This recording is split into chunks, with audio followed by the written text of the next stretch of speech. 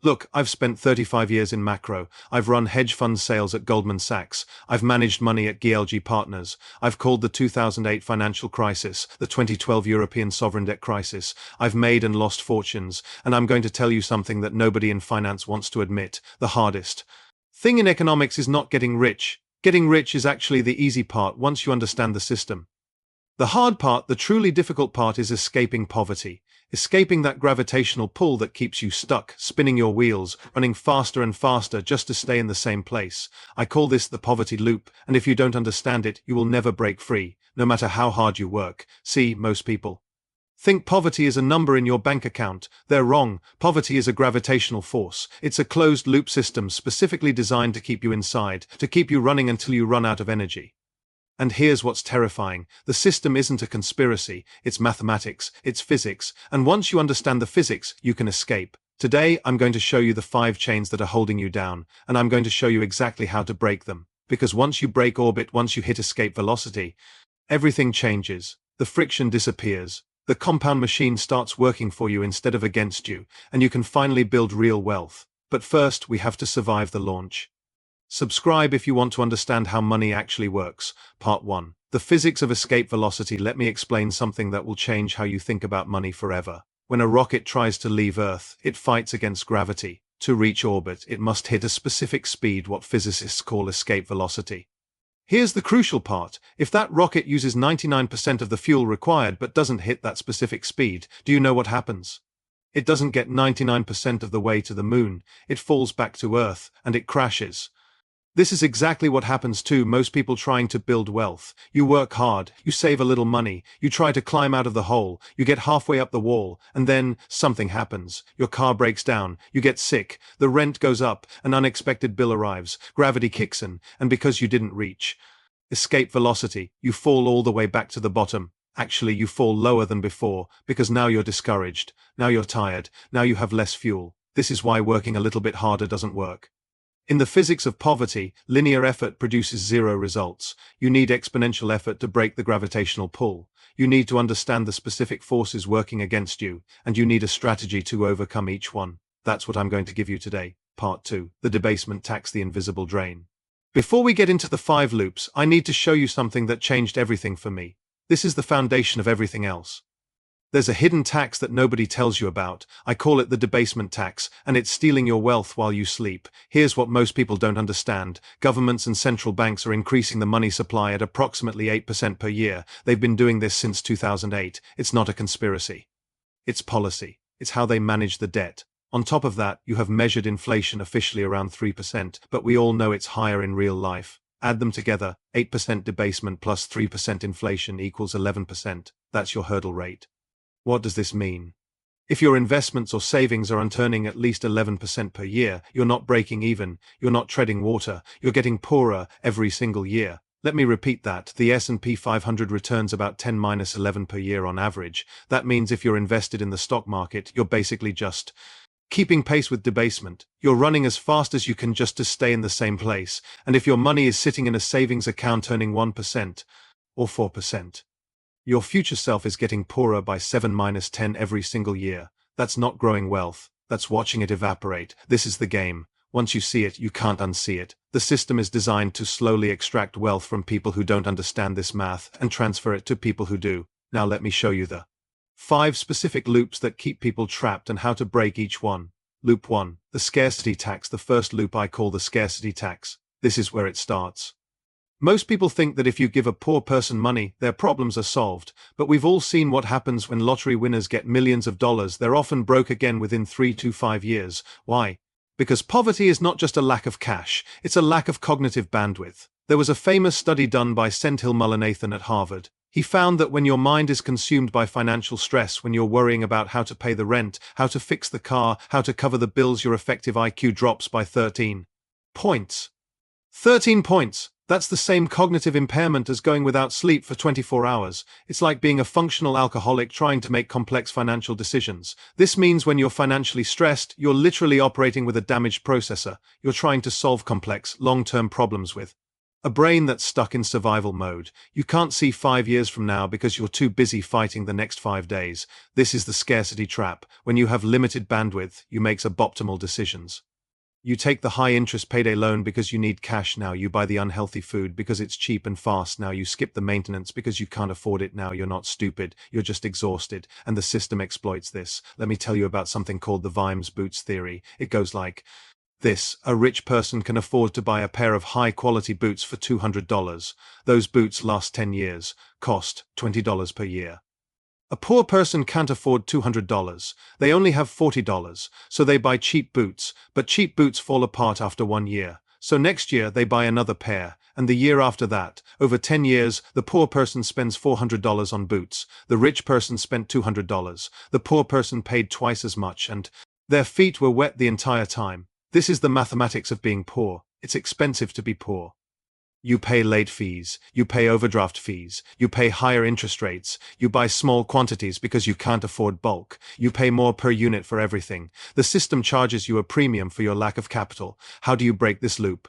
You need to build what I call your fortress. Your first financial goal isn't to get rich, it isn't to buy a house, it isn't to invest in crypto. Your only goal is to save $1,000. That's it, $1,000 in a separate account that you do not touch. This money isn't for spending. This money is for buying back your brain. When you have a $1,000 buffer, the car breaking down is an inconvenience, not a disaster. You don't have to take the payday loan. You don't have to pay the scarcity tax. That $1,000 buys you something more valuable than any investment. It buys you cognitive bandwidth. It restores your IQ. It allows you to sleep. It allows you to look up from the ground and see the horizon. Build the fortress first. Always. Loop 2. The dopamine trap. The second loop is the most emotional one. I call it the dopamine trap. You've probably heard the criticism. If you're poor, why do you have the newest iPhone? Why buy expensive sneakers? Why eat out when you have groceries at home?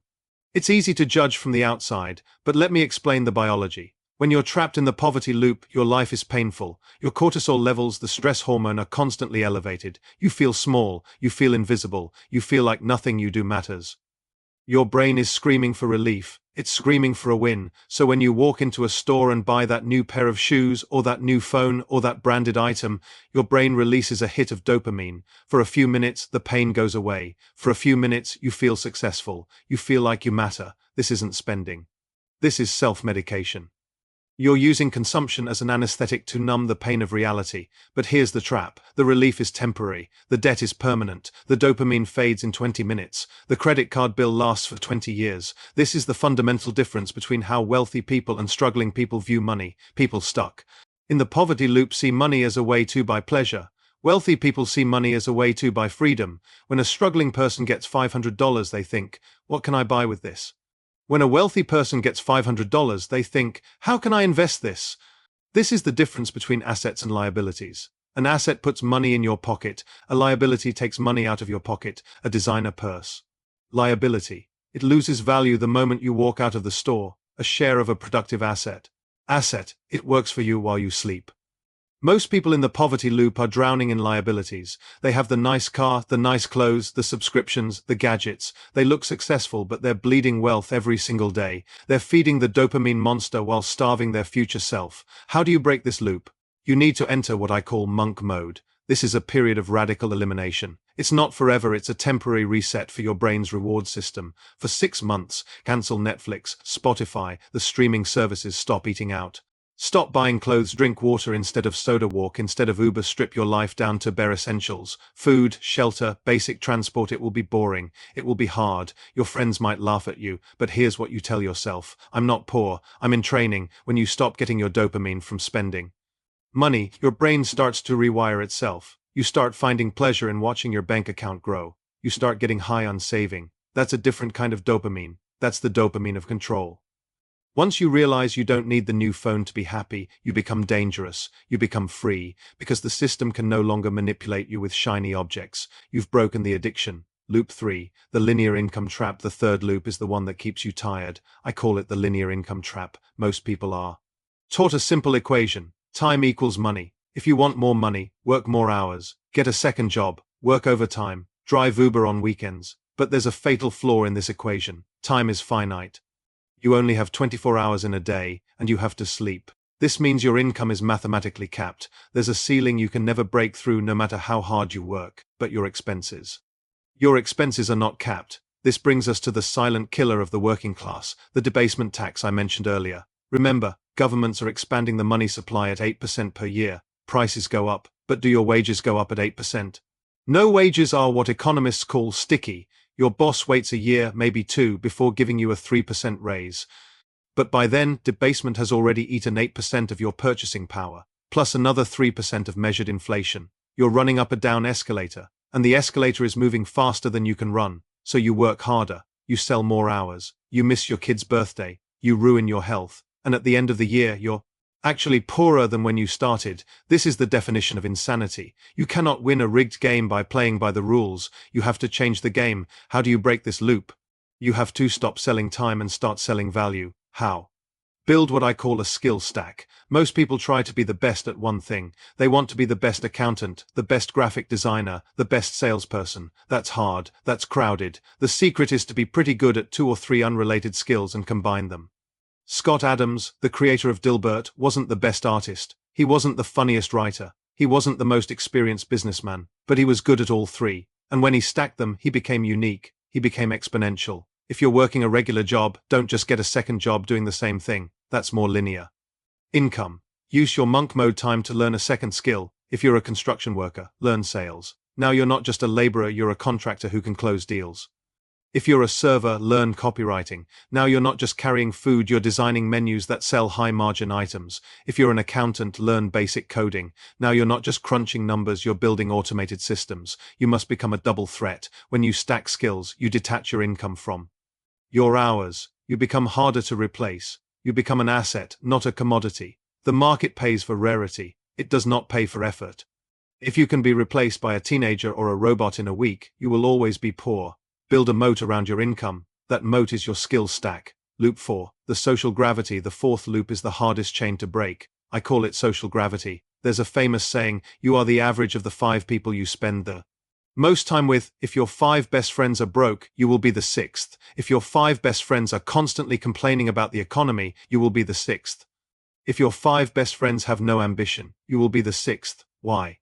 Because human beings are mimic machines. We have something called mirror neurons. We subconsciously copy the behavior, the language, and the mindset of the tribe around us. If you're trying to escape the poverty loop but you're surrounded by people who have accepted poverty, you are fighting a losing battle. This is what I call the crab bucket effect.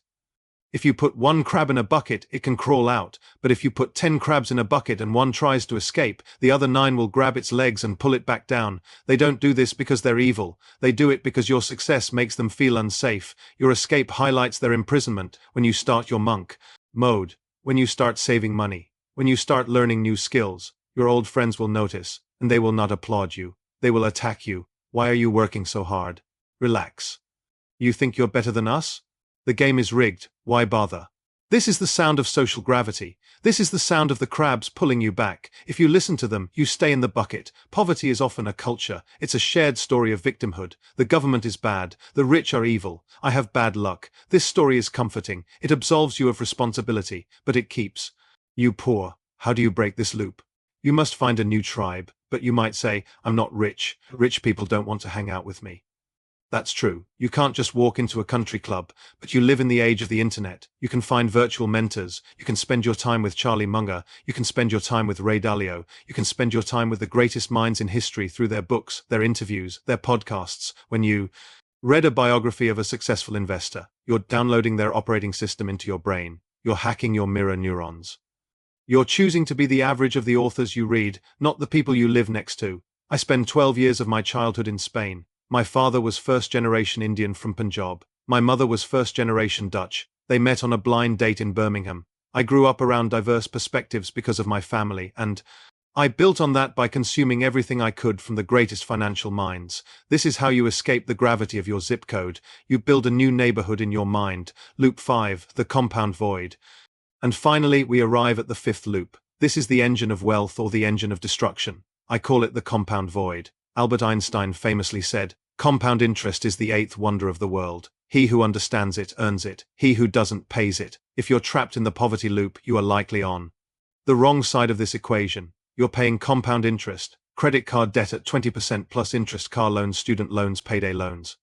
The math is working against you. Every day you wake up, you are poorer than you were the night before, even if you didn't spend a dime. You're paddling a boat upstream, and the current is stronger than your arms. Now look at wealthy people. They're on the other side of compound interest. They have money in productive assets. They have ownership stakes in businesses. They have digital assets working for them. Every day they wake up, they are richer than the night before, even if they slept all day. This is the snowball effect. If you want to escape the poverty loop, you must stop being the person who pays interest and become the person who earns it. You must cross the line.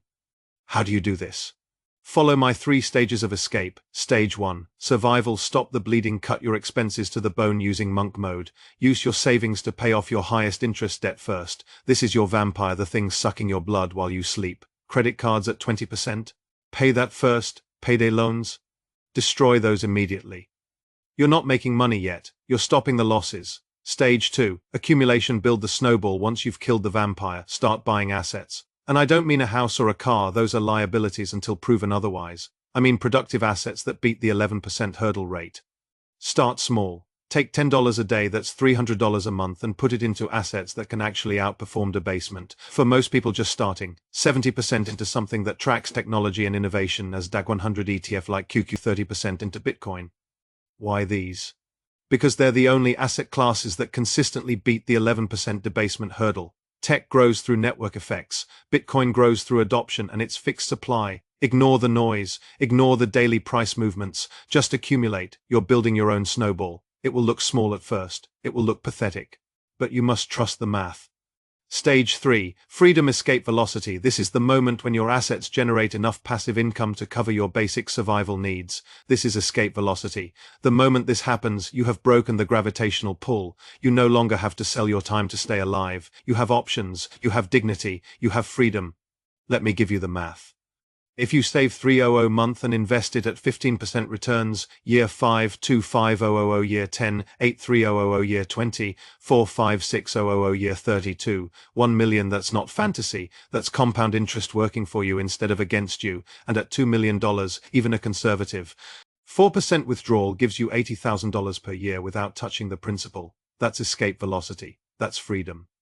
Part 8. The exponential age advantage. Now, here's something that makes this moment in history different from any that came before. We're entering what I call the exponential age. AI, blockchain, biotechnology, robotics. These technologies are converging and accelerating at a pace humans can't intuitively grasp. This creates 2 realities. Reality 1. The old system is dying.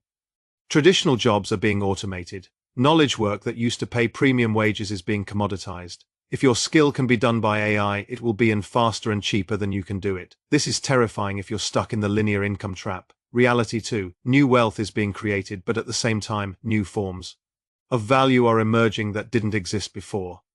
Crypto networks, digital assets, AI tools. These are creating opportunities for people with no capital, no connections, no credentials to participate in wealth creation. You can be poor and invest in Bitcoin. You don't need Wall Street brokers or private bank accounts. You don't need to be an accredited investor.